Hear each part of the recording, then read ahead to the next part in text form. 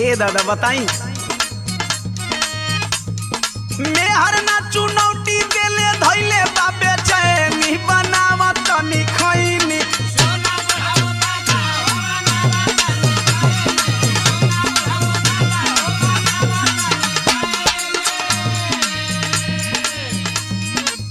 यहाँ का अर्थ हुआ हो? कुछ नहीं दादा ले खाली हाल चल करे नहीं दादा ढेर दिन पर भेटा आए ना कुछ नहीं कर तू हाल चाल करत हुआ? हाँ भूलवावत हुआ हमके? का तो के नशा करे से मना कैले रहनी है ना?